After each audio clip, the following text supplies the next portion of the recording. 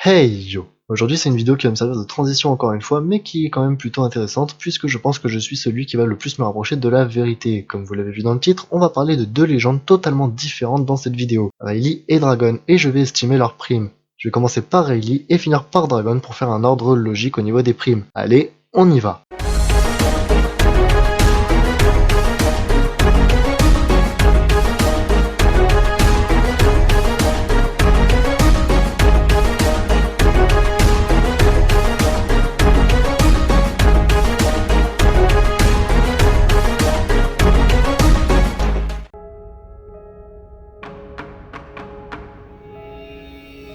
Rayleigh le Seigneur des Ténèbres était le second de Goldie Roger, le seul roi des pirates que le monde ait connu. On va pas passer par quatre chemins, Rayleigh est monstrueux, c'est un pirate connu dans le monde entier, et aucune personne ayant des capacités mentales normales ne s'attaquerait à lui. Bon, on va commencer par sa puissance. Rayleigh, on l'a vu se battre pour la première fois à Sabondi contre l'amiral Kizaru, qui est l'une des trois forces majeures de la marine, avec les deux autres amiraux. Et ce qui est intéressant, c'est que déjà ils ont 20 ans d'écart. Kizaru a 58 ans avant Ellipse, et Rayleigh a 78 ans avant Ellipse. Rayleigh est pourtant arrivé à une vitesse incroyable pour sauver Zoro de Kizaru, et Kizaru sait pertinemment qu'il est moins fort que le Seigneur des Ténèbres. D'ailleurs, il lui proposera de se retirer à la fin de leur combat. Rayleigh maîtrise également les trois formes du Haki à la perfection, et il est sans aucun doute celui qui maîtrise le mieux le Haki dans One Piece. Étant donné que Shanks est son élève et que le Haki de Shanks lui permet de briser de la matière juste en marchant, ça veut dire que Rayleigh en est capable aussi. Par exemple, on a vu Rayleigh utiliser le Haki des rois dans la salle des ventes d'esclaves, où il fait tomber dans les vapes tout le monde sans un regard, sauf ceux ayant la force de résister. Pour finir avec lui, on l'a quand même vu traverser la Canne Belt à la nage, donc là où il y a tous les rois des mers et monstres marins possibles et imaginables, et même en tuer un qui essayait de l'attaquer, et comme si ça suffisait pas, il l'a tué sous l'eau. Cet homme est un monstre de puissance, comme à Sabondi où Shaki a dit qu'à lui seul, il était 100 fois plus fort que toutes les supernovas. Ça, c'est d'après moi impossible au point de vue de la prime. Ça veut dire sinon qu'il a une prime supérieure à 100 milliards, ou même si on prend Luffy ou Kid 2 ans avant, la prime serait au-delà des 30 milliards si on multiplie par 100. Donc pour moi, cette phrase de Shaki n'est pas à prendre au sérieux, mais est dite pour montrer que Rayleigh est bien plus puissant qu'eux. Et enfin, pour terminer avec Rayleigh, je vais donner 2-3 arguments qui montrent qu'il a une prime avoisinant celle que je vais vous citer après. Pour commencer, Rayleigh connaît l'histoire du siècle manquant. Ensuite, il connaît cette histoire probablement parce qu'il est parti à Raftel. Il a combattu l'équipage des Rocks qui contenait quand même Kaido, Big Mom et Barbe Blanche, qui sont tous trois devenus empereurs. Et pour finir, il a entraîné la personne qui est devenue un empereur, c'est-à-dire Shanks. Cependant, je pense pas que Shanks est plus fort que Rayleigh, et comme Shanks a une prime de 4 milliards 48 millions 900 000 berries, je pense que celle de Rayleigh est un peu plus élevée. Donc pour moi, la prime de Rayleigh est d'environ 4 milliards et 700 millions de berries.